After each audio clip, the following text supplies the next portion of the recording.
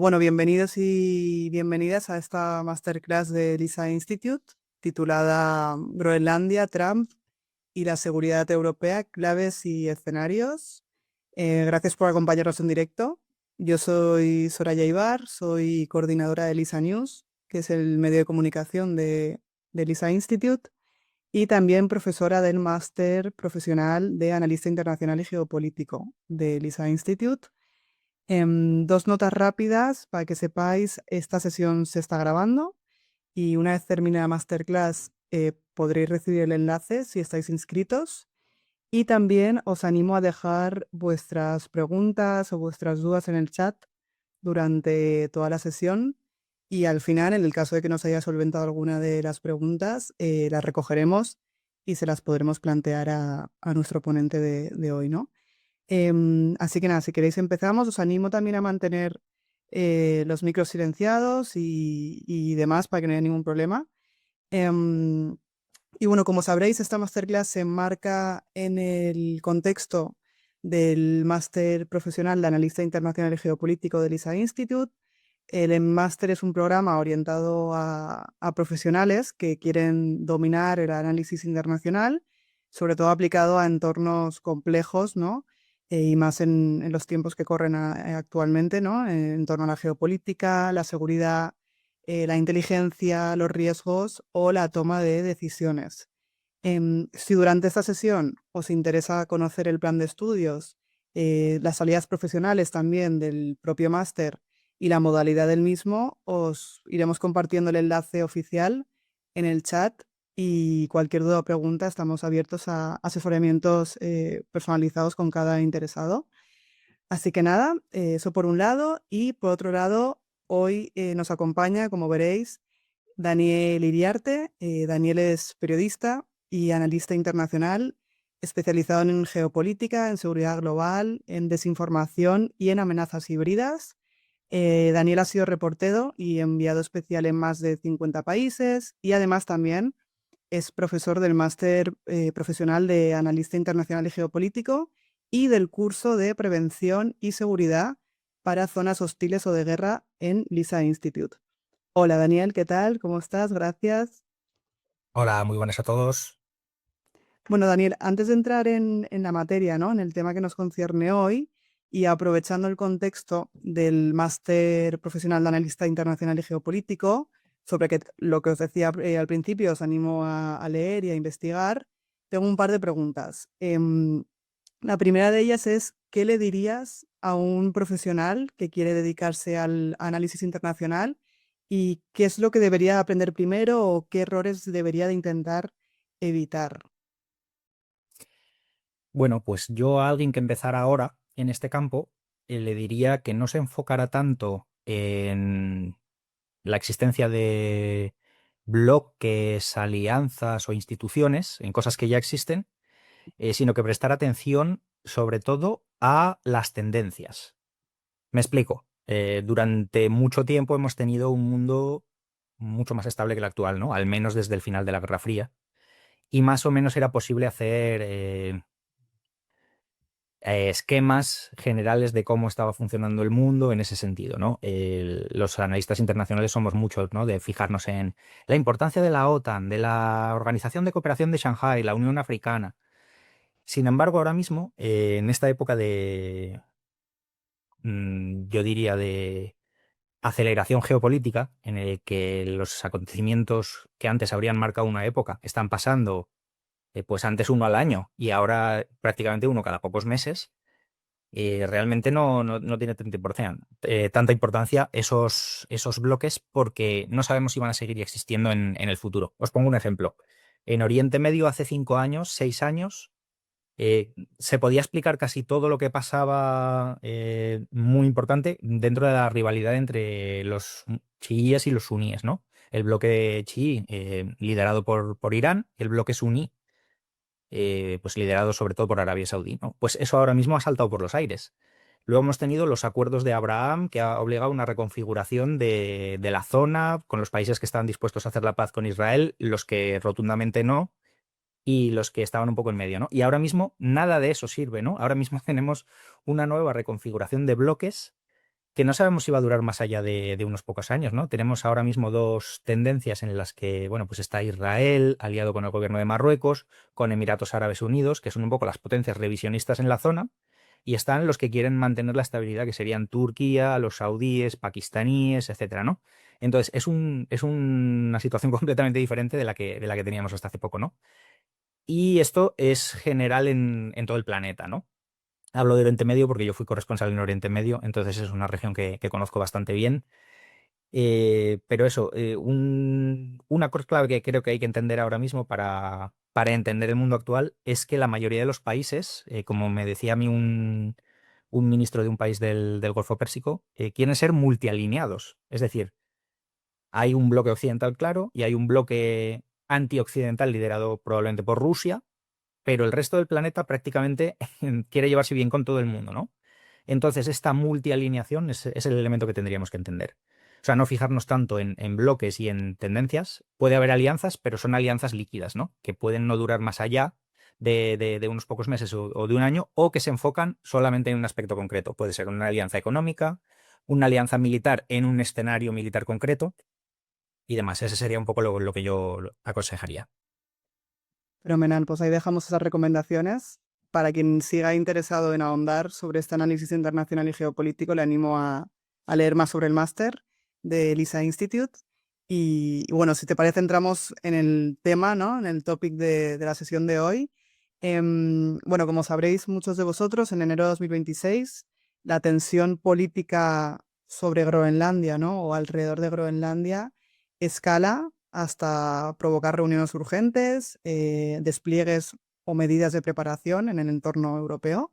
Entonces, para empezar esta sesión y para abrir el marco, en tu opinión o bajo tu perspectiva, Daniel, ¿por qué Groenlandia vuelve al centro del tablero geopolítico justo ahora y qué factores lo explican? ¿Cuáles son los factores determinantes? Bueno, el factor esencial de todo esto es el geográfico. Y no lo digo tanto por la importancia estratégica de Groenlandia, que también, pero sino sobre todo porque es una gran masa de tierra que está muy cerca de Estados Unidos y muy lejos de Europa, ¿no? A pesar de que nominalmente es parte del reino de Dinamarca y tal, pero sin embargo está pues bastante lejos de Dinamarca y sin embargo casi que se toca con el territorio norteamericano, ¿no? Y entonces eso explica que haya sido siempre objeto de interés por parte de Estados Unidos. Lo que pasa es que en este caso ese interés ha pasado a ser pues un interés ya expansionista y tenemos una nueva administración estadounidense que ha dicho que se lo quiere quedar a toda costa, ¿no? Además, se suma también que el Parlamento Europeo subrayó que la Unión Europea intensificaría su presencia en Groenlandia, ¿no? Con una oficina en Nuuk y una asociación estratégica muy concreta sobre materias primas. ¿Qué es lo que busca con esto exactamente la Unión Europea en Groenlandia y cómo se equilibra esa agenda económica con la agenda de seguridad? Yo diría que per se, para la Unión Europea no es estratégicamente tan importante, ¿no? O sea, lo es porque, claro, si de repente tienes al país que ha liderado la alianza a la que tú perteneces, que de repente dice que se lo va a quedar por la fuerza, pues eso te genera un problema cuyas consecuencias van mucho más allá de la propia Groenlandia, ¿no? Y ese es el motivo por el que la Unión Europea está prestando tanto interés a Groenlandia. Pero realmente eh, no, o sea, a pesar de que se ha hablado mucho de los recursos, que es verdad que los tiene, pero no hay tantos y además no son tan fácilmente extraíbles, ¿no? Y la Unión Europea tiene muchas otras opciones como posibles fuentes para obtener minerales críticos, etcétera, ¿no?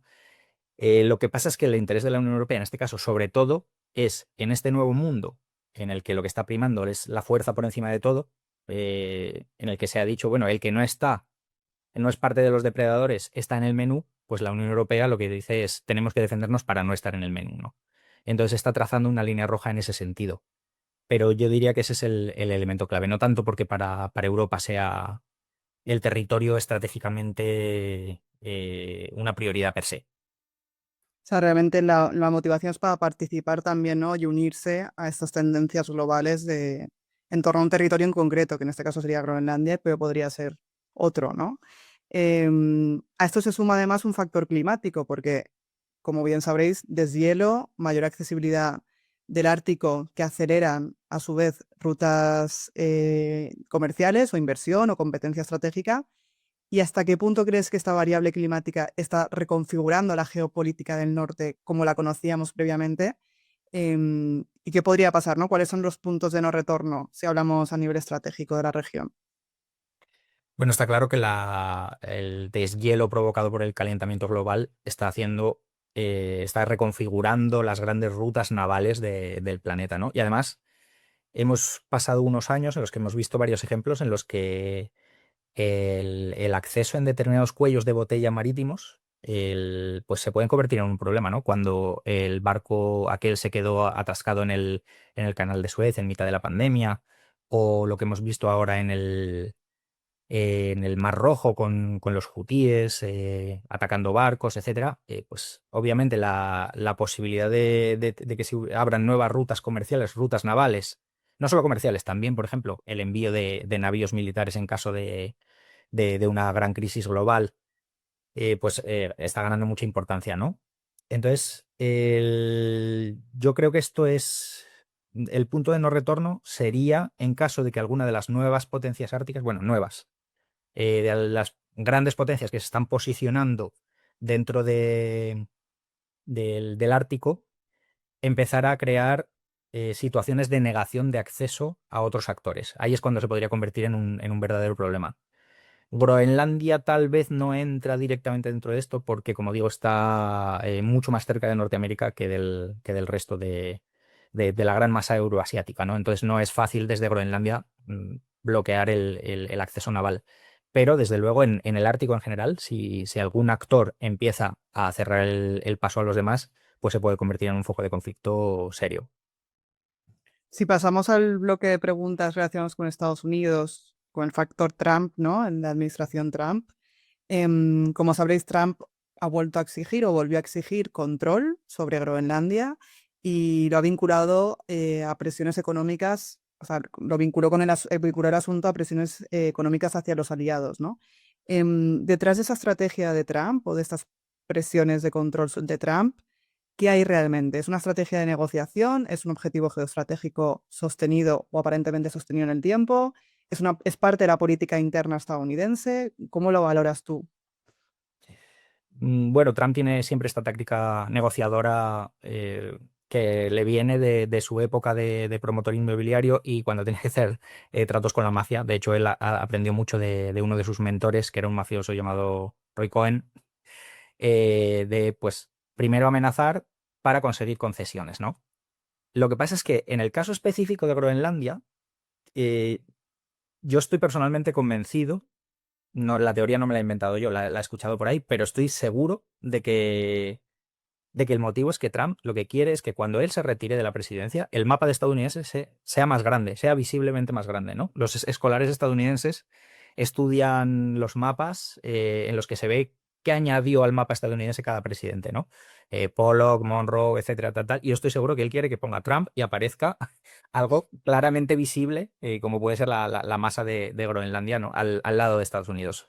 Porque la realidad es que todo lo que Estados Unidos dice que necesita, acceso a bases militares, o sea, control militar, acceso a los recursos y demás, ya lo tenía. O sea, realmente los daneses han sido muy colaborativos con los estadounidenses en ese sentido, hasta el punto de que Estados Unidos alojaba bombas nucleares en la base militar de Thule, lo que hoy es Pituffik, y vamos, Dinamarca hacía como que no lo sabía, ¿sabes? Hacía oídos sordos para, bueno, no me quiero enterar, ¿no? Es decir, han tenido libertad total para hacer lo que querían. La posibilidad de invertir, de extraer recursos, estaba allí sobre la mesa, no ha sido. Es decir, no hay nada que justifique este proceso de amenaza respecto a las razones que han dado, ¿no?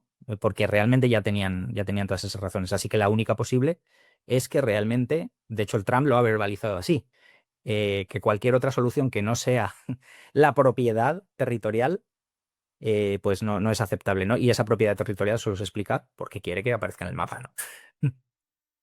Eso se suma a amenazas arancelarias, ¿no? Sobre las cuales muchos líderes europeos han calificado de inaceptables, ligadas a Groenlandia en este caso. y que además han advertido de que pueden llevar a una espiral de un conflicto comercial mucho más a gran escala. ¿Qué eficacia real tienen hoy los aranceles? Porque no es la primera vez que pasa, ¿no? Esas amenazas arancelarias como herramienta de coerción entre aliados y qué respuesta podemos esperar de la Unión Europea al respecto. O ya hemos esperado, ya hemos escuchado. Ujú. Bueno, los aranceles son una herramienta geoeconómica que los países se utilizan para corregir de manera soberana lo que consideran que puede ser un desequilibrio en el comercio bilateral, ¿no? Por ejemplo, la Unión Europea lo hizo con los vehículos eléctricos chinos porque entendía que China estaba inflando artificialmente el sector de los vehículos mediante subvenciones estatales y que eso dañaba la libre competencia, ¿no? Entonces, para combatir esa supuesta competencia desleal de los vehículos chinos, pues les aplicaron aranceles.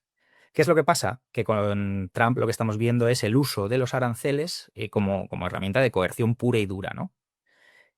Y esto está siendo eficaz en aquellos casos en los que el Estado afectado no tiene posibilidad de respuesta o no tiene potencia suficiente como para plantar cara, ¿no? Con China, China al final es el gigante económico que es, los chinos han jugado muy bien sus cartas y al final la amenaza de aranceles pues ha quedado muy limitada, ¿no?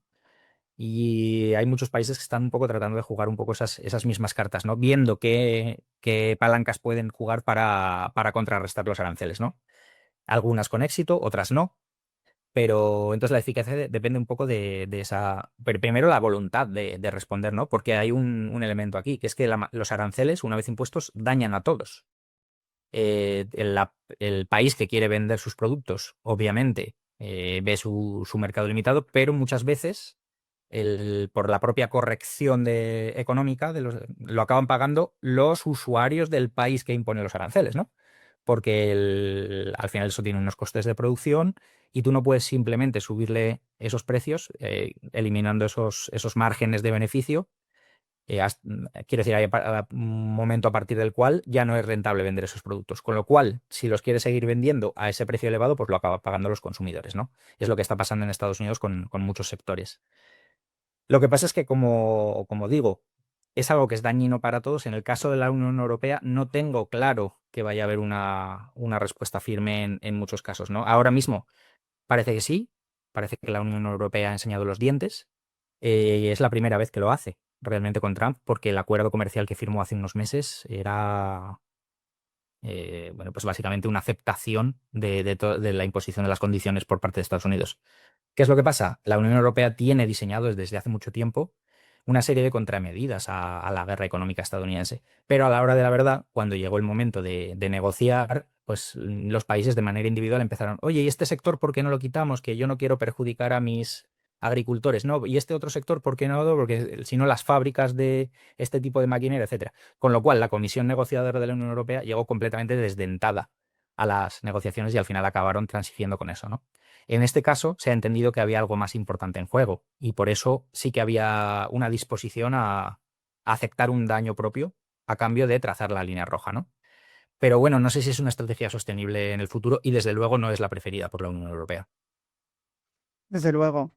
Veíamos también como a finales de año, en diciembre de 2025, el US Space Command destacaba la importancia estratégica de Pituffing Space Base, ¿no? Que es esta base para misiones espaciales, perdón, y de vigilancia y alerta que está situada, ¿no? En ese contexto.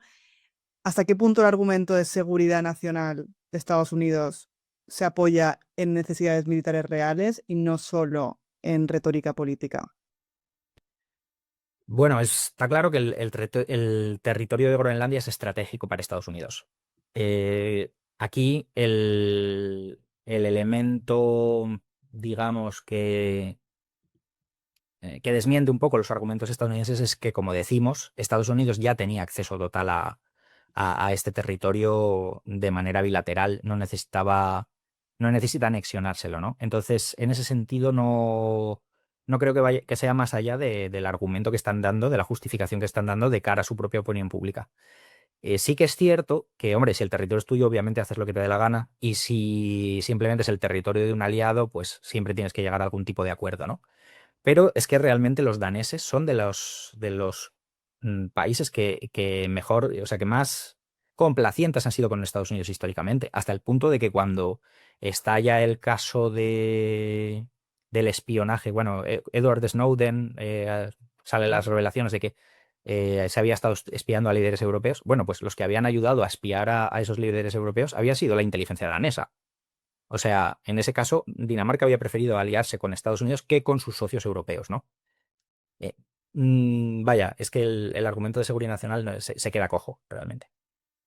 Además, hay varios expertos que han señalado posibles ampliaciones, ¿no? De esta base de misiones especiales vinculadas a nuevas arquitecturas de defensa de antimisiles y demás. ¿Qué implicaría esta ampliación para otros términos de disuasión de otros potenciales actores, ¿no? O sea, ¿qué perciben los rusos o los chinos en relación con esta posible ampliación de las nuevas arquitecturas de defensa de antimisiles en Groenlandia? Bueno, las últimas amenazas que han tenido un efecto devastador en la relación transatlántica y además no han conseguido nada que no estuviera un poco sobre la mesa, que ya lo había ofrecido como negociación Dinamarca antes de las amenazas, pero sí es cierto que Estados Unidos ha obtenido concesiones para eso, para establecer nuevas bases en la línea continental. Además, con el deshielo va a ser cada vez más fácil establecer zonas, bueno, habitables, ¿no? Por así decirlo, ¿no? Entonces, como decía antes, el verdadero problema se crea si Rusia y China perciben que el establecimiento de estas nuevas bases les está negando el acceso a la zona, ¿no? Bueno, hay un término militar que es el de denegación de área. Es lo que tiene, por ejemplo, Rusia en Kaliningrado, como tiene sus misiles S-400. Pues si Rusia lo deseara, podría cerrar todo el acceso a esa zona del mar Báltico, porque con esos misiles podría hundir todo lo que pasara. Es lo que han hecho los hutíes en Yemen, etcétera, ¿no? Si Rusia y China llegan a percibir que el establecimiento de esas bases puede implicar algo así, pues ahí sí podríamos tener una escalada. Si no, yo creo que va a ser difícil, porque además está habiendo bastante contención, tanto por parte de China como por parte de Rusia en todo este conflicto, ¿no? Entienden que es un conflicto entre países occidentales y que ellos no tienen allí mucho que ganar, ¿no? De hecho, está un poquito lejos de ambos países, ¿no? No es la zona global que más les interesa a ninguno de los dos. Mm. Este episodio de Groenlandia, ¿no? Y de la actuación de la administración Trump alrededor de este contexto, reabre otra vez dudas sobre la confianza estratégica y la cohesión transatlántica. ¿Cómo impacta esta crisis en concreto en la credibilidad que construye Estados Unidos en frente o ante sus aliados europeos? Bueno, realmente es un torpedo a la línea de flotación de la Alianza Atlántica, porque al final, bueno, tú tienes una Carta Atlántica en la que los miembros se comprometen a acudir todos en defensa de aquel que sea atacado, pero en la práctica se basa en la confianza, ¿no? En la convicción de que si a ti te ataca un adversario, tú vas a recibir el apoyo de los demás países, ¿no? Y claro, ahí el actor clave es Estados Unidos, que es el país que más más gasto militar tiene, mucho más que los demás combinados, pero no solo eso, sino que además es el único que tiene ciertas capacidades de satélite, de inteligencia, de desembarco naval, etcétera, ¿no? Entonces, una OTAN sin Estados Unidos es una OTAN muy descafeinada. Y si no te puedes fiar de que Estados Unidos vaya a acudir en tu ayuda, es como si no existiera la OTAN, ¿no? Entonces, en ese sentido, el daño está ya hecho. Y va a ser muy difícil. Claro, esto está provocando una respuesta europea, os decíamos al principio, ¿no? Una reconfiguración de las relaciones. Se ha empezado a hablar en serio de la posibilidad de crear una estructura paralela militar europea o incluso una OTAN-1 que incluya también a Canadá o a otros países occidentales como puede ser Australia, Japón. Bueno, Japón no es un país occidental, pero bueno, sí que comparte los valores occidentales, ¿no? Entonces, yo creo que esa reconfiguración va a ocurrir porque lo que ha quedado claro es que Estados Unidos ya no es un socio confiable y aunque haya un cambio de gobierno, no es un riesgo que nadie vaya a querer correr, ¿no? Entrando en materia sobre la implicación de la OTAN, ¿no? Y la seguridad del Ártico en torno a la OTAN, se ha planteado reforzar la implicación de la OTAN en el Ártico como una vía de coordinación y como una vía de de desescalada, ¿no? ¿Qué puede hacer realmente la OTAN en el Ártico sin agravar la escalada? ¿Y cuáles son realmente los límites políticos dentro de la alianza para ello, para ejercer esa desescalada? Bueno, estamos viendo el trabajo del secretario general de la OTAN, de Mark Rutte, está enfocado 100% en esto, ¿no? Hasta el punto de que le están criticando, diciendo que parece el embajador de Estados Unidos ante la OTAN y no el secretario general del resto de la alianza, ¿no? Pero sí está haciendo un trabajo bastante eficaz a la hora de conseguir que Estados Unidos se mantenga dentro del mismo esquema que hasta ahora, ¿no? Entonces, en ese sentido, yo diría que si tomamos, si asumimos que el secretario general es el representante de la OTAN, yo diría que la OTAN está ya trabajando en esa desescalada de tensiones, ¿no? Porque, claro, ¿cuál es la alternativa, no? De repente llega a Estados Unidos y invade Groenlandia y va a atacar a otras tropas de la OTAN. No hay ningún precedente de algo así, ¿no? Hay algún caso, bueno, Grecia y Turquía, siendo ya miembros de la OTAN, han mantenido varias guerras a propósito de Chipre, pero siempre han sido conflictos muy limitados geográficamente y además el resto de la alianza se ha movilizado inmediatamente para detenerlo, ¿no? Este caso sería algo completamente diferente. Entonces es muy, muy complicado de gestionar, ¿no? Si realmente Estados Unidos decide dar el paso, yo creo que a todos los efectos es la muerte de la OTAN, es la desaparición de la alianza tal y como la conocemos hasta ahora. Además, un choque sobre Groenlandia tensionaría también mucho más los pilares de cohesión aliada, ¿no? Dentro del contexto OTAN. En tu opinión, ¿cuál es el peor, aunque ya hemos venido adelantando algunas cosas en la anterior pregunta, pero ¿cuál es el peor escenario para la OTAN? ¿Una división interna? ¿Una pérdida de credibilidad internacional? ¿Un choque económico-político que se prolongue en el tiempo? Yo creo que hay dos escenarios, el malo y el peor. Ujú. El peor, obviamente, es si se produce ese ataque, es la desaparición de la alianza como tal. Se crearían nuevas estructuras, etcétera, pero probablemente Estados Unidos pasaría a ser considerado como un enemigo, ¿no? Ya está siendo percibido como un actor potencialmente hostil en muchas capitales europeas, pero en este caso ya pasaría a ser directamente un enemigo. Y ese es, como digo, es el peor. Y luego el malo es que todo lo que está sucediendo ya está produciendo una erosión gradual de la alianza, ¿no? Entonces las cosas ya han dejado de ser como venían siendo hasta ahora. Ya no van a volver a ser lo mismo, aunque haya un cambio de administración en Estados Unidos y aparezca un nuevo gobierno de talante más clásico, tradicional. Da igual, el daño ya está hecho. Entonces, quiero decir, para la OTAN son malas noticias en cualquier caso, ¿no? Lo que pasa es que, bueno, dentro de esos dos escenarios posibles hay uno que obviamente es mucho más catastrófico que otro para la Alianza Atlántica. Además, en el contexto europeo, la seguridad europea es multidominio, ¿no? O sea, tenemos un entorno pues, securitario en lo militar, en lo económico, en lo tecnológico, en lo cognitivo. ¿Qué tenemos que hacer o qué inversiones deben de ser prioritarias para Europa para reducir esas vulnerabilidades y esa dependencia de otros actores o de otros contextos que puedan dañarnos a nuestra seguridad en todos los dominios? Yo creo que ahora mismo la prioridad es tecnológica, a todos los niveles, porque lo acabamos de ver con el Tribunal Penal Internacional, los jueces que fallaron en contra de Israel y de repente han sido sometidos a sanciones por parte de Estados Unidos, ya no es que no puedan viajar a Estados Unidos, es que no pueden acceder a sus cuentas bancarias, pero no pueden utilizar su correo electrónico, no pueden acceder a la nube, es decir, hay una dependencia de servicios tecnológicos ofrecidos por Estados Unidos que si Estados Unidos decide cortar el acceso sería absolutamente bueno, catastrófico. Entonces, eso es lo primero. De hecho, Francia acaba de anunciar ayer mismo que va a empezar a utilizar su propia herramienta de comunicaciones a nivel oficial para no tener que utilizar Zoom u otras aplicaciones estadounidenses, ¿no? Entonces, en ese sentido ya se está trabajando. Esto se puede aplicar a muchos ámbitos, ¿no? Los satélites, por ejemplo.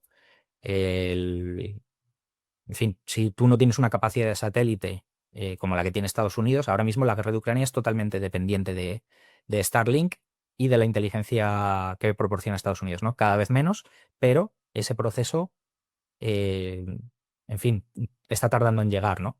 Entonces, hasta que no se desarrollen ese tipo de capacidades, somos dependientes. Y luego, pues obviamente está la resiliencia económica, ¿no? En ese sentido, sí que creo que Estados Unidos, perdón, Europa, es mucho más consciente de este tipo de vulnerabilidades y lleva años trabajándolo, ¿no? La diversificación. Pero bueno, sí que al tratar, por ejemplo, de romper la dependencia energética de Rusia, nos hemos echado en manos de Estados Unidos. Y ahora mismo, si Estados Unidos deja de ser un aliado fiable, decide interrumpir, por ejemplo, los suministros de gas natural licuado, Europa tiene un problema. Quizá no sea un problema catastrófico, porque bueno, hay muchos suministradores, pero sí que de la noche a la mañana podría ser un problema, ¿no? Bruselas ya es consciente de esto, ya está trabajando en este sentido, ya hay una diversificación, hay un incremento, por ejemplo, de la energía autoproducida mediante energías renovables, que ya son casi la mitad de lo que se consume en Europa, ya es autoproducido mediante renovables, ¿no? Pues esto es un cambio, vamos, sísmico en el tema energético. Pero bueno, todo esto lleva tiempo, son muchos factores los que hay que reorientar y, en fin, de momento ahora mismo estamos todavía en una situación complicada. En un plazo de quizá 5, en algunos ámbitos como el económico, a 10 años, tal vez en el militar, pues Europa se puede convertir en un actor ya totalmente independiente y multialineado, ¿no? Como decíamos al principio. Sí, a este tablero geopolítico en el que ya estamos hablando de Unión Europea, OTAN, Ártico, Estados Unidos, Trump, o sea, con todos esos actores y países, añadimos Rusia en el contexto del Ártico y con la lógica, ¿no?, de Groenlandia también. ¿Qué busca Rusia ahora mismo, hoy o ahora mismo en el Ártico? Si os Bueno, Rusia es preguntara el algo. principal, sí, sí, es el principal actor en el Ártico, ¿no? Por situación geográfica, por tradición. Tienen además el puerto de Murmansk, que no se congela en invierno, entonces eso siempre les ha dado una presencia y una proyección en todo el mar Ártico que los demás países no tienen mucho menor, ¿no? Bueno, en fin, Canadá tiene presencia ártica, Noruega, en fin, todos los países tienen un poquito de capacidades en ese sentido, pero claro, Rusia por tradición, por herencia soviética, es el actor más potente en ese sentido, ¿no? Y ahora mismo a Rusia le interesa aprovechar esa ventaja, ¿no?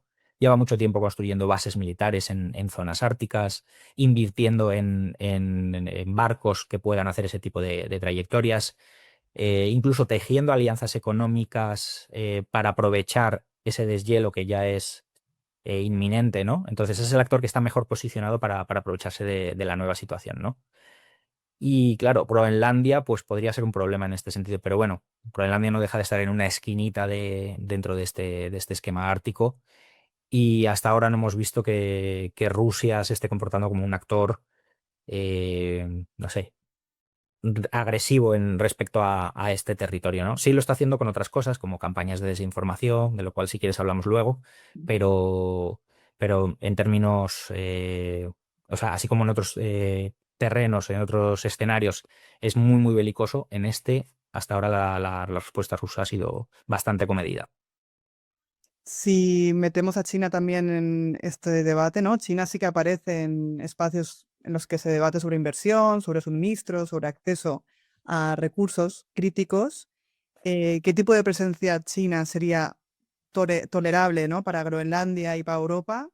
¿Y cuál sería estratégicamente disruptiva para estos socios?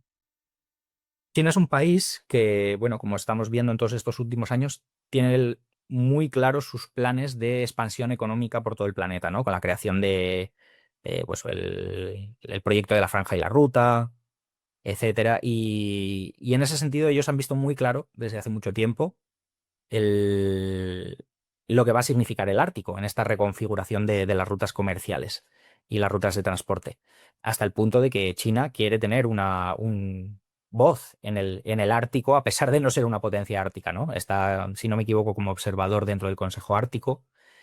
Eh, yo creo que para Groenlandia, para Dinamarca, para la Unión Europea, una presencia china como por ejemplo a nivel de inversión y de extracción de recursos, sería el tolerable siempre que no le garantice el control, ¿no?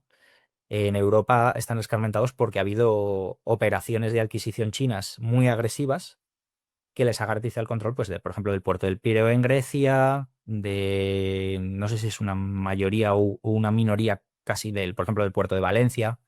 Entonces, esto Europa ha cerrado ya las puertas a esto, ¿no? Porque se han dado cuenta de que no son meras operaciones comerciales, sino operaciones geopolíticas y que tienen unas implicaciones geoestratégicas que ya es imposible ignorar, ¿no? Y que China al final ya ha sido definida como adversario sistémico. Es decir, es alguien que, sin ser un enemigo, sí que en muchos ámbitos es competidor directo y además es un país que defiende sus intereses de manera muy, muy, muy agresiva. eh, o sea, de una manera, en muchos casos, no diplomática. O sea, que viola las normas diplomáticas, ¿no?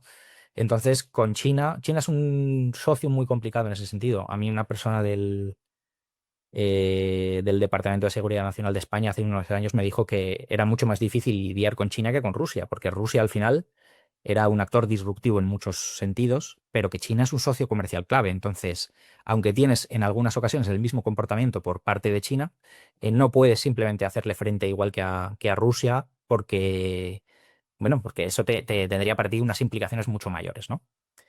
Entonces, en ese sentido, creo que se puede tolerar cierta inversión china, y va a ser positivo, ¿vale?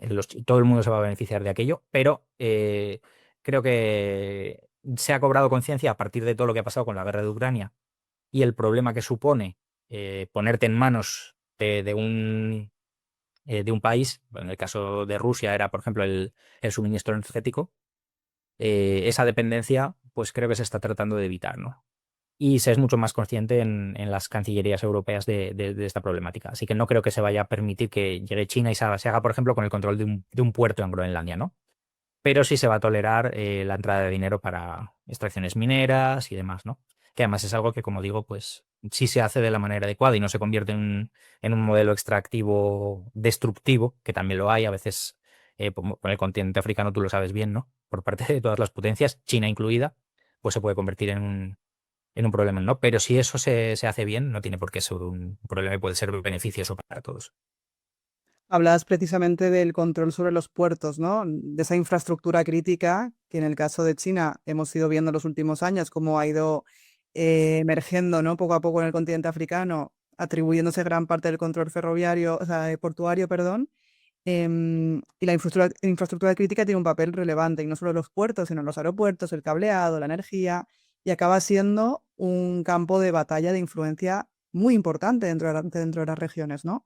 Y también podría ser, y es el caso de Groenlandia. Entonces, mi pregunta es, si tuvieras que priorizar dos o tres infraestructuras críticas a proteger en Groenlandia, ¿cuáles serían y por qué?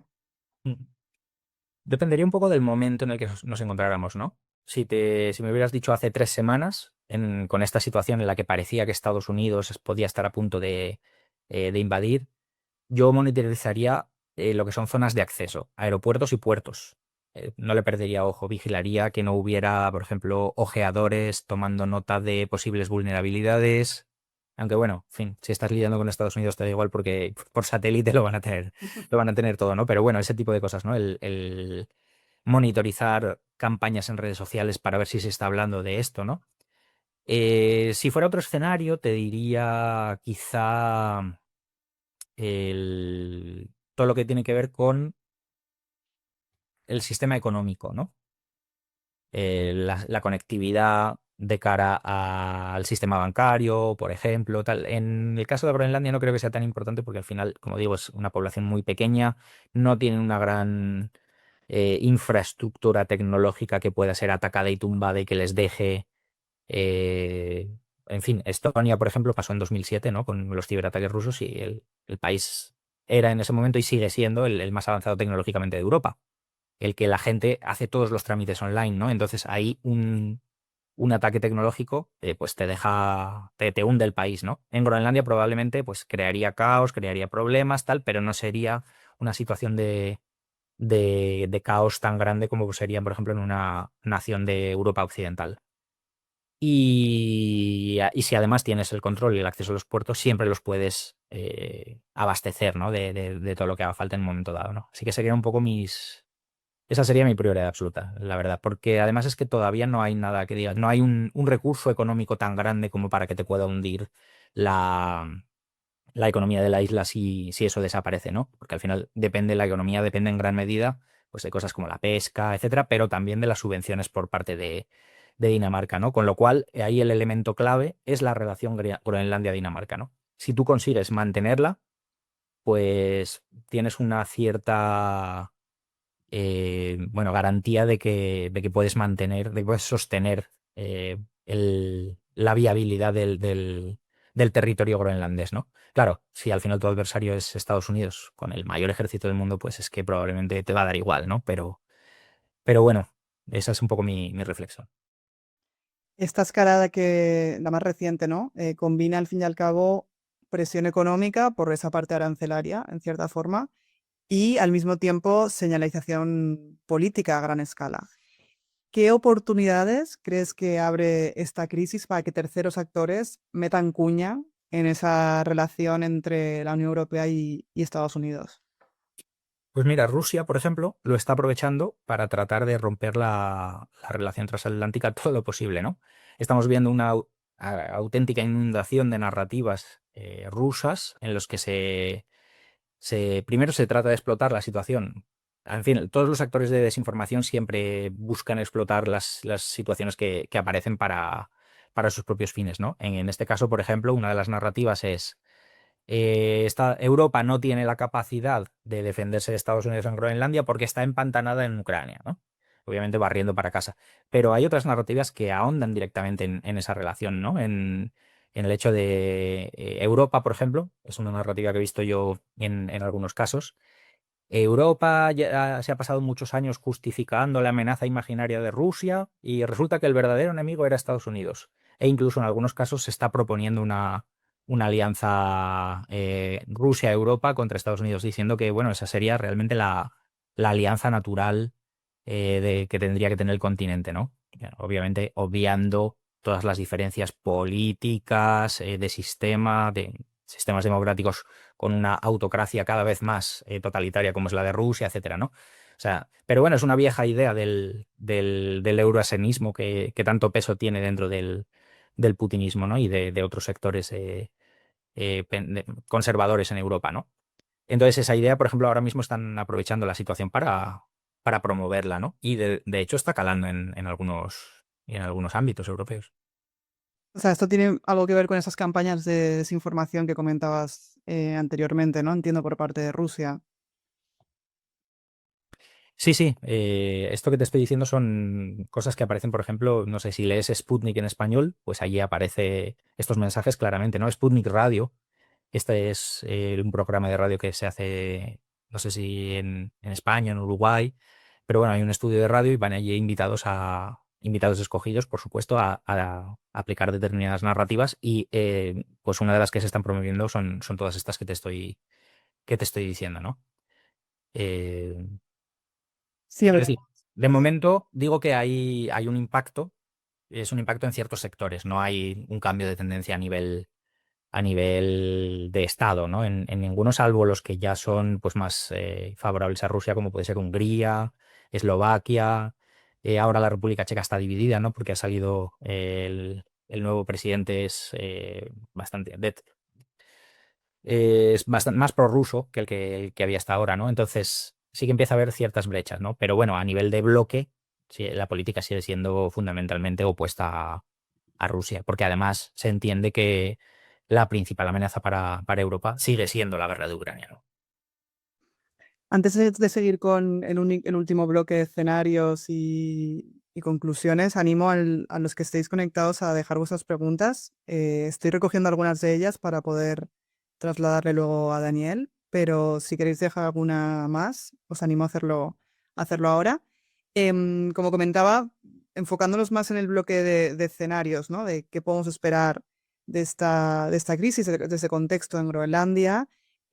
Las crisis actuales, o como hemos venido viendo, suelen tener capa híbrida, ¿no? O sea, una capa entre una presión económica, operaciones de influencia, ciberamenazas, ¿no? Con ese factor tan importante de la tecnología.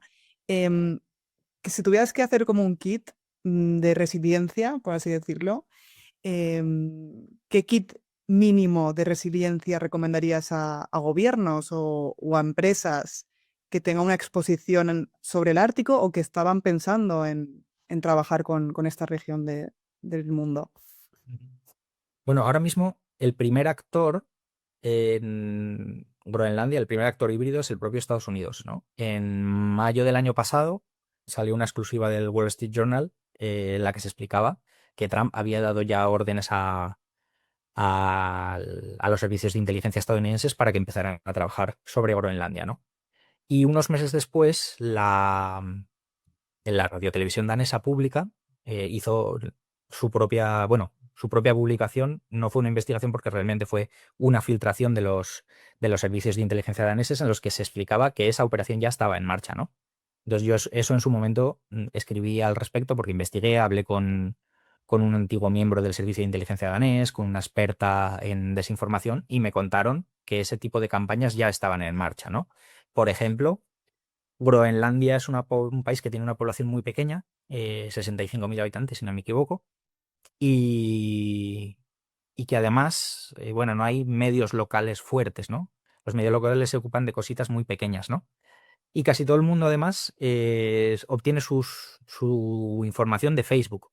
Entonces, claro, es un entorno muy vulnerable, ¿no? Y según me contaba esta gente, estaban empezando a aparecer ya posts en Facebook. Primero tratando de de recopilar información sobre la posición que la población tenía respecto a esa posibilidad de pasar a formar parte de Estados Unidos, ¿no? Pero también narrativas antidanesas, o sea, a motivos de agravio con Dinamarca. Y, y bueno, lo que publicó la radio televisión danesa era que la campaña tenía, bueno, el propósito de esa campaña era mapear a la gente, ¿no? Por un lado, poner a quienes fueran partidarios, ¿no? Tenerlos, claro, al ser tan pocos, pues tú puedes elaborar un censo de 65.000 personas y saber quién es cada uno de ellos, ¿no? No es tan complicado para un servicio secreto, ¿no? Entonces, pues agruparlos en tres bloques. Los partidarios, los que podrían llegar a ser persuadidos o que al menos estaban neutrales y que con argumentos económicos o argumentos emocionales se les podría llegar a convencer, y luego los que están radicalmente en contra, que en ese caso se convertirían en enemigos potenciales con los que quizá habría que lidiar de otra forma, ¿no? Y entonces, claro, esto crea un escenario muy peligroso. Aquí el primer nivel de resiliencia tendría que ser en la propia Groenlandia, ¿no? Ver qué tipo de campañas de influencia se están llevando a cabo allí y qué se puede hacer para contrarrestarlas. Desde el punto de vista de las empresas es un territorio complicado porque al final esto se está dirimiendo a unos niveles en los que eh, tú como empresa puedes hacer muy poco, ¿no? Pero sí, quizás si tienes una unidad de inteligencia propia o puedes contratar ese tipo de servicios, puedes establecer, yo hablaría de servicios de monitorización temprana, ¿no? Para ver sobre todo lo que se está cociendo y mantener una línea de contacto directa con las autoridades, porque en este caso probablemente una empresa establecida en una empresa europea, hablamos, ¿no? Que sus intereses están enfocados en Europa. Otra cosa es que seas una empresa estadounidense o una empresa con presencia estadounidense que a lo mejor a ti te beneficia, ¿no? Pero si asumimos que estamos hablando desde el lado de la trinchera europeo, mantener un contacto con las autoridades porque estáis en la misma página en este caso, ¿no? Los intereses tuyos como empresa y los intereses de los gobiernos europeos pues vienen a ser los mismos, ¿no? Y entonces, pues eso, como se hace, ¿no? En muchos ámbitos, coordinarte con las autoridades para compartir información y tratar de diseñar estrategias conjuntas, ¿no? Aún así, como digo, es un escenario pues muy complicado, ¿no? Porque el adversario es absolutamente formidable. Además, se suma con que esta escalada sobre Groenlandia se entrelaza con esos debates que comentábamos alrededor de la OTAN, ¿no? Sobre coherencia aliada, credibilidad, en fin, todo esto que hemos venido comentando. En este horizonte de estos próximos 5 años, ¿no? Hasta 4 o 5 años, hasta 2030, ¿qué escenarios ves más probables? ¿Ves más probable una desescalada pactada, un conflicto comercial prolongado en el tiempo, la militarización del Ártico? Entiendo que también va a depender mucho de los cambios políticos, ¿no? que hay dentro de la propia administración estadounidense, que al final es lo que va marcando un poco el ritmo del orden internacional. No sé qué ves más probable en todo esto. Pues es que yo creo que aquí, bueno, viendo un poco el, el comportamiento de la administración Trump en este segundo mandato, en todos los escenarios, hay una constante, que es Trump retrocede si se le hace frente. Si no se le hace frente, sigue avanzando, ¿no? Y esto ha sido constante, ha pasado con China, ha pasado con Europa, ha pasado con varias naciones latinoamericanas, con Brasil, ha pasado con India.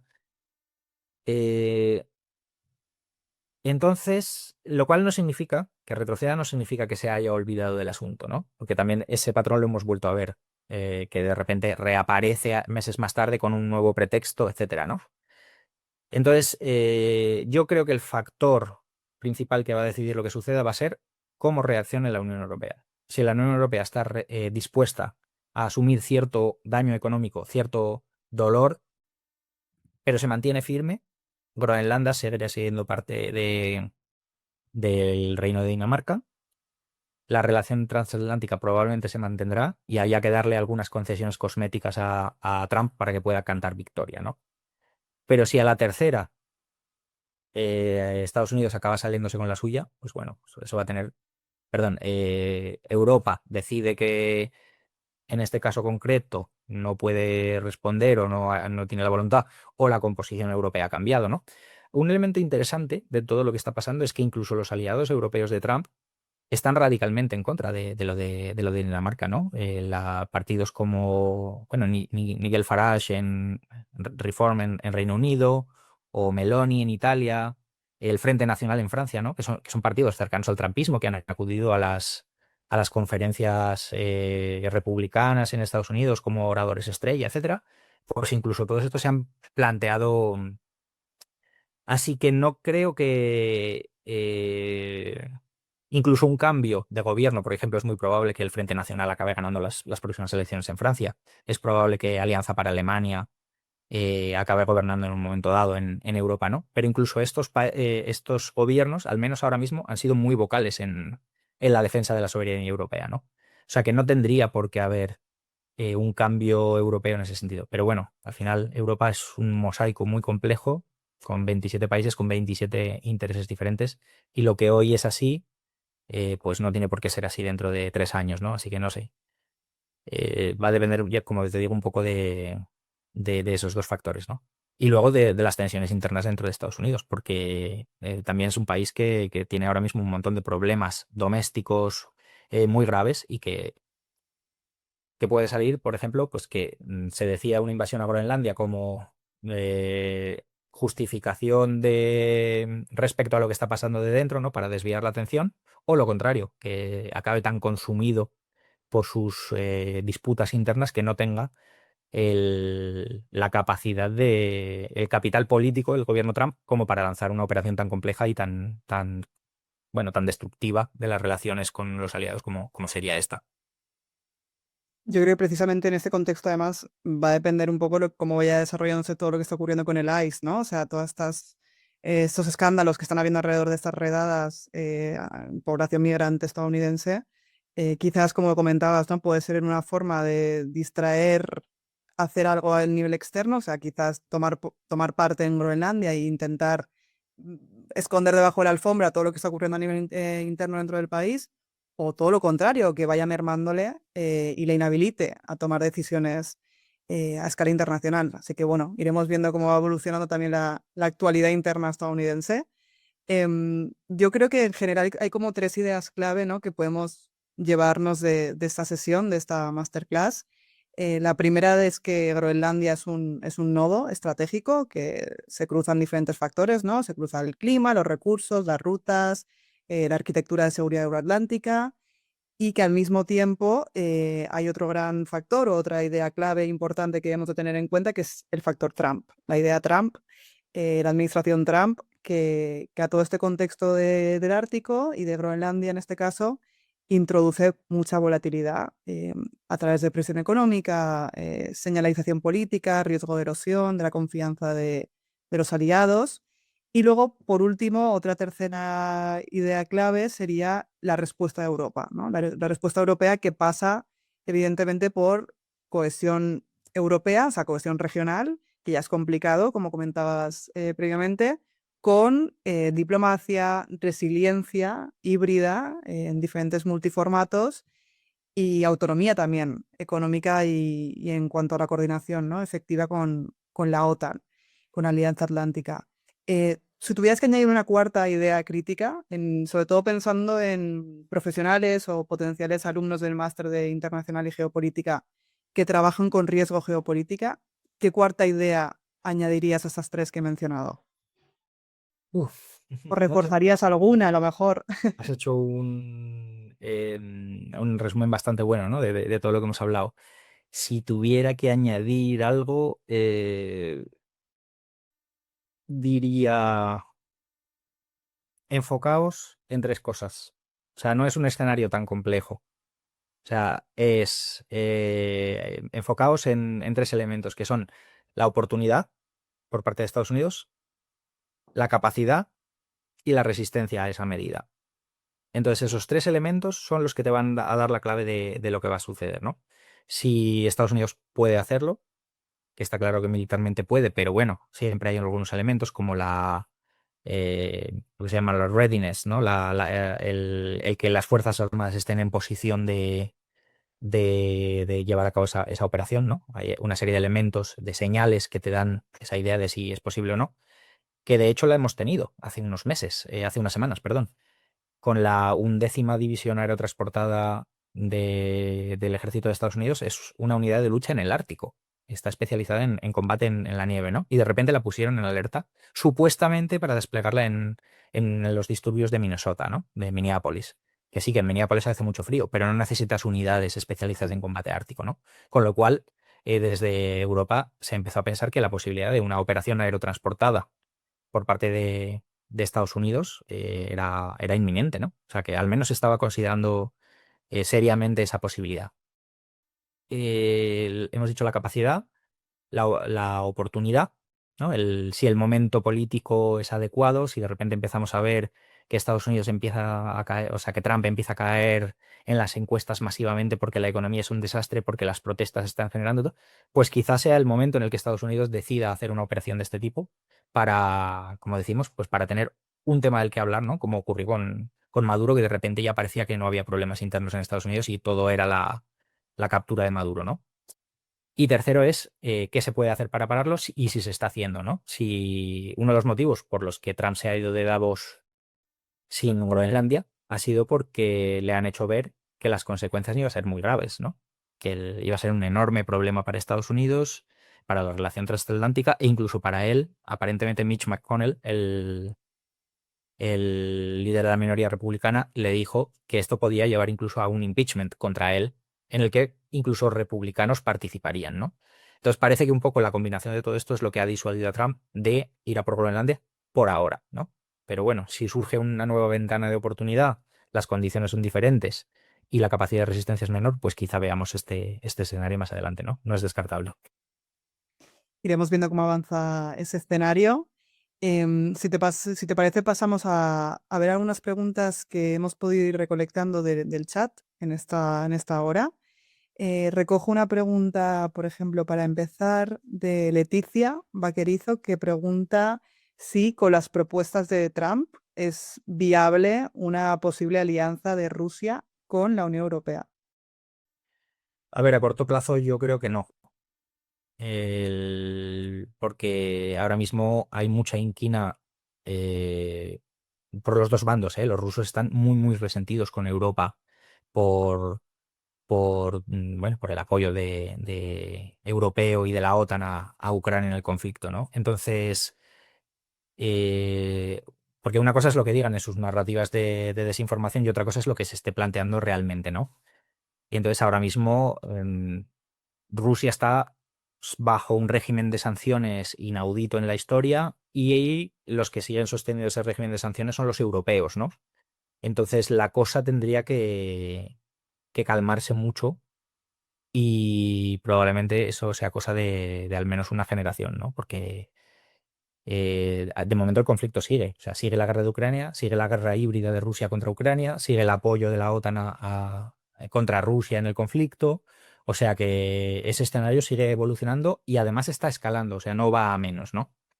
si de repente hubiera un acuerdo de paz satisfactorio más o menos para todos los bandos, satisfactorio quiero decir que nadie renuncia a algún elemento indispensable para ellos, que es algo que ahora mismo está muy lejos porque las posiciones rusas siguen siendo totalmente maximalistas, o sea, quieren una concesión territorial y que Ucrania se quede indefensa, cosa que es inaceptable para los ucranianos.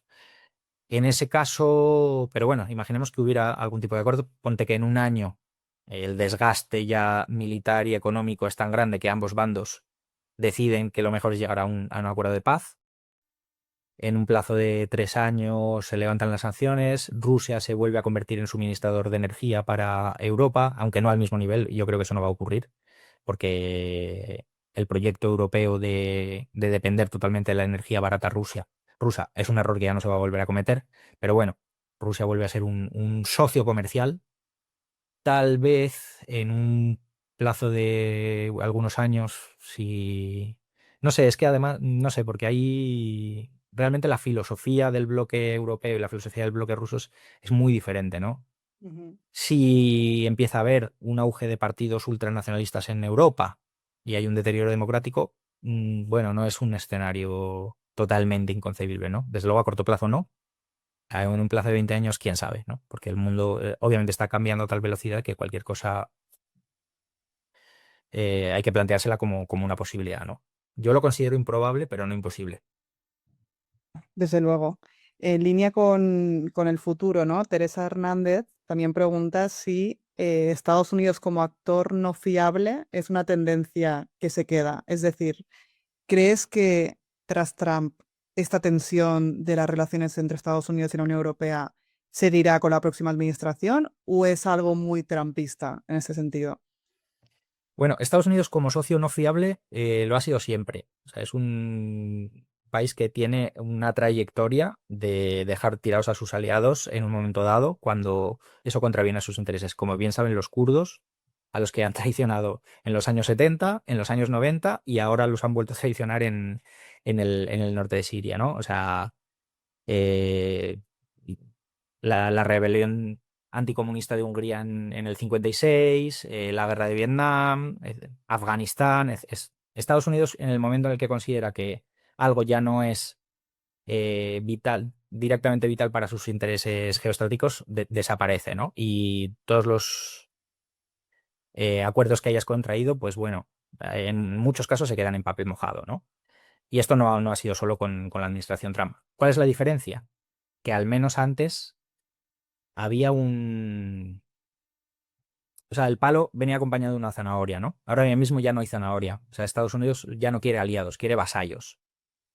Entonces, en ese sentido, eso sí es un cambio de paradigma. Estados Unidos siempre ha buscado sus intereses, y eso había que tenerlo en cuenta, pero era posible más o menos darte cuenta de que iban a salir de Vietnam, de que iban a salir de Siria, porque se iba perdiendo el interés, ¿no? Era un poco como una desaparición gradual, no era algo que ocurriera de la mañana a la noche. En cambio, ahora mismo es un actor completamente impredecible desde el punto de vista de quienes hasta ahora eran sus aliados, ¿no? Nunca sabes con qué te va a salir. Entonces, en ese sentido, obviamente esto va a tener unas consecuencias y yo creo que esto es irreversible porque esto ha hecho ver a los aliados europeos que son demasiado vulnerables, que son demasiado dependientes, ¿no? Una cosa es que tú tengas una relación comercial que, bueno, se acaba en un momento dado y, bueno, pues no pasa nada, lo reemplazas con otro. Y otra cosa es la dependencia absoluta de la seguridad europea, la dependencia tecnológica. En ese sentido, yo creo que sí hay una apertura de ojos en Europa y esos ojos ya no se van a volver a cerrar. Hay varias preguntas que hablan de si vamos hacia un mundo tripolar o de si ya estamos en un mundo tripolar, ¿no? En el que sería Estados Unidos, China y Rusia. ¿Crees que estamos o que vamos? ¿Se supone que vamos hacia ese mundo? ¿Cómo valoras tú esa configuración del Yo orden? creo que eso es creo que es lo que les gustaría a esos tres países, poder repartirse el mundo en zonas de influencia, pero claro, el mundo ha cambiado y aunque el llamado orden basado en reglas, está claro que era una construcción occidental para defender los intereses occidentales y demás, pero también era construcción de la que algunos países pequeños se beneficiaban. Es decir, no era tan sencillo que un país invadiese al otro. De hecho, lleva un montón de tiempo sin pasar. ¿Por qué? Porque había un policía del mundo que se llamaba Estados Unidos que intervenía y paraba guerras y cuando un actor se pasaba de la raya, pues le decía, oye, ojo, esto no se puede hacer, ¿no?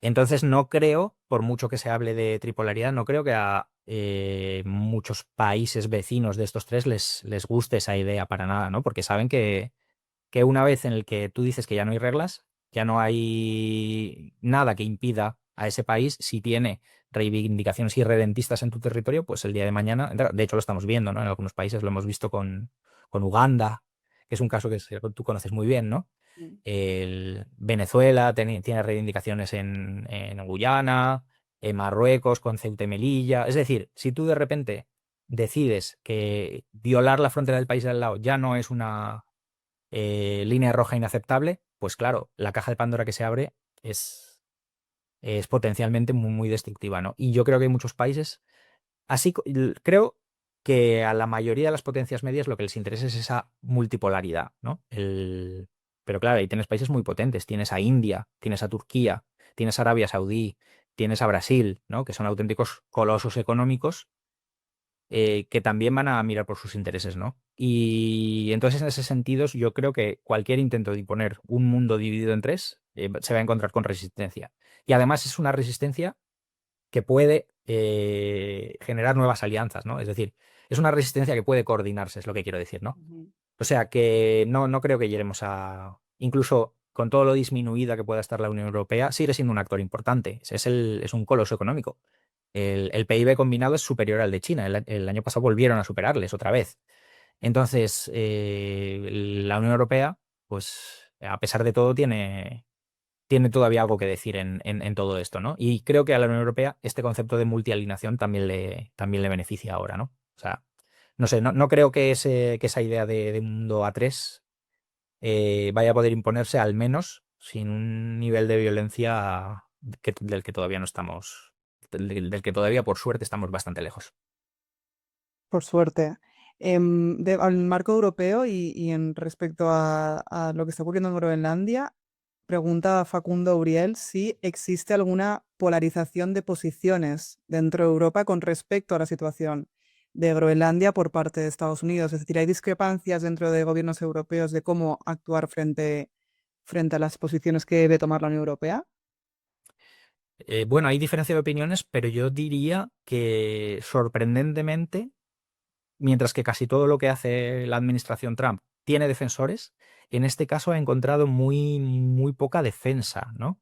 Alguna voz aislada ha dicho que, bueno, que es que realmente Estados Unidos necesita controlar Groenlandia para la seguridad transatlántica y que eso nos va a beneficiar a nosotros también. Ha habido alguna opinión así, ¿no?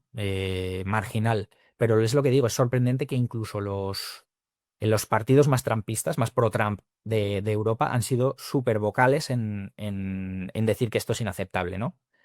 Y eso es un cambio respecto a otras cosas, porque todo lo demás que ha venido haciendo hasta ahora la administración Trump, sea Venezuela, sea el bombardeo de Irán, sea lo del Mar Rojo, el bombardeo de Yemen, todo siempre ha habido por supuesto, las redadas contra inmigrantes, hay bastante apoyo en algunos sectores europeos, ¿no? Y en cambio esta, no. Incluso gente que, como le pasa, por ejemplo, a Vox en España, eh, prefieren no entrar en el tema, ¿no?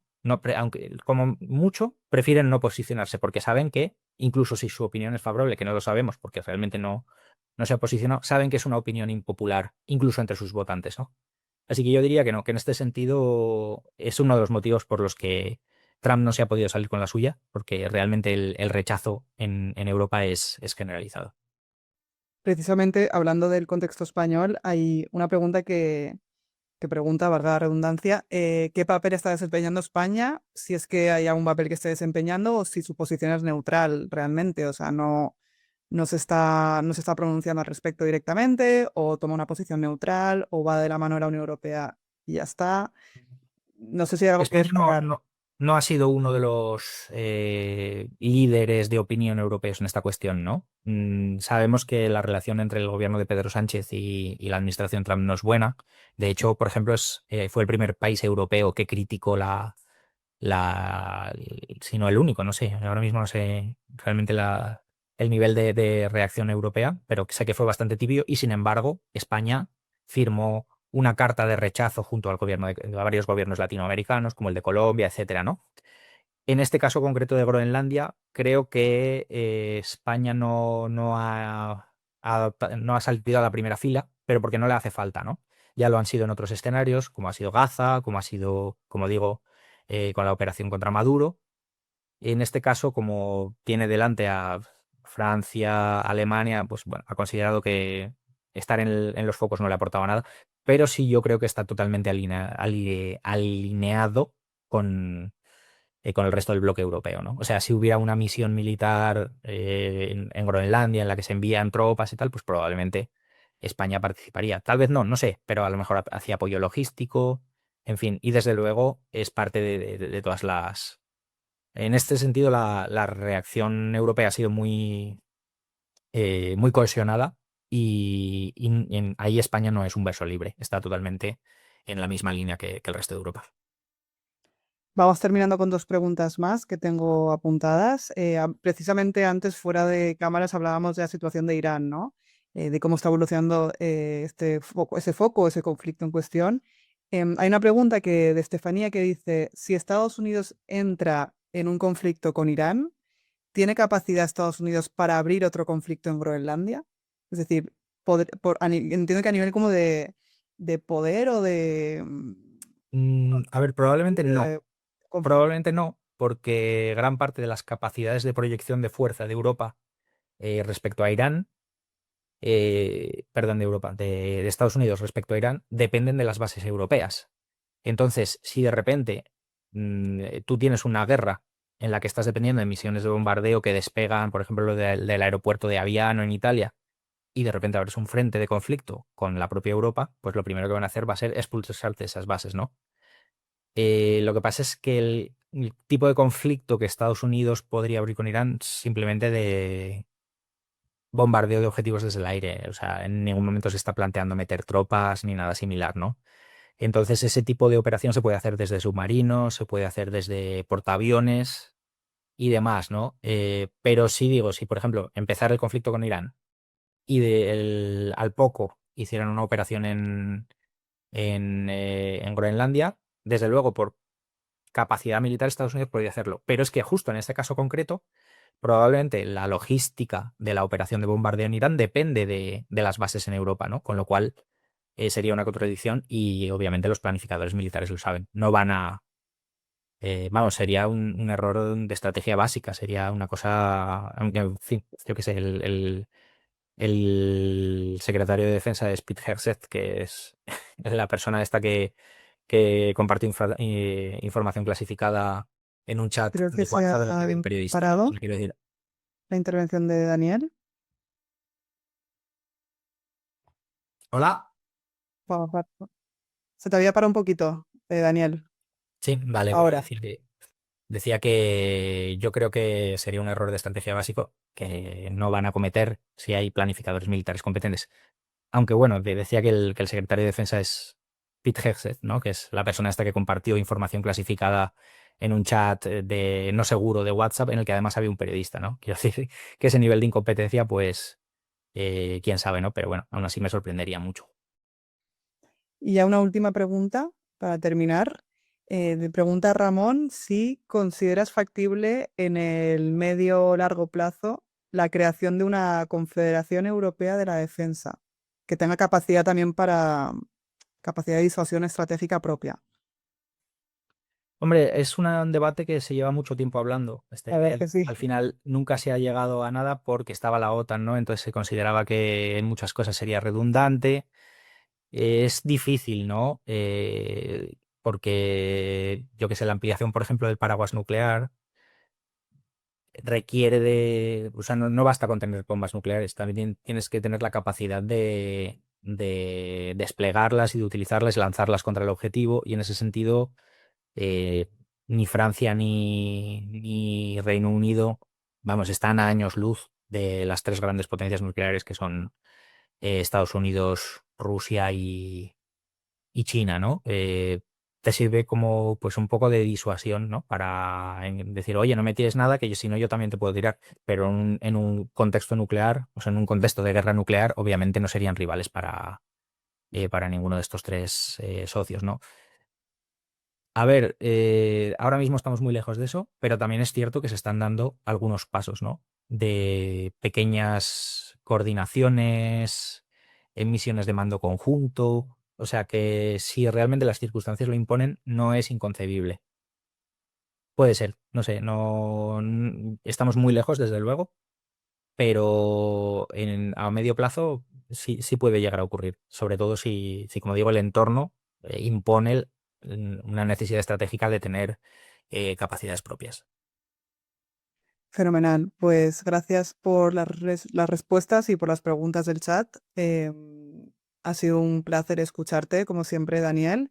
Os animo a los que estéis todavía con nosotros que si queréis profundizar sobre la metodología o sobre herramientas de análisis internacional, eh, cogéis la información relacionada con el máster profesional de análisis internacional y geopolítico del ISA Institute de la cual es profesor también Daniel y profesora yo también por mi parte. Así que bueno, gracias Daniel por acompañarnos. Ha sido un auténtico placer. Gracias a vosotros por la invitación y a ver si espero que haya más ocasiones. Seguro que sí. Como decimos, esta sesión queda grabada, así que podréis ver la masterclass a posteriori. Y cualquier duda, pregunta en relación con el máster, nos podéis escribir al equipo del ISA Institute. Así que nada, muchas gracias y nos vemos en la próxima sesión. Gracias.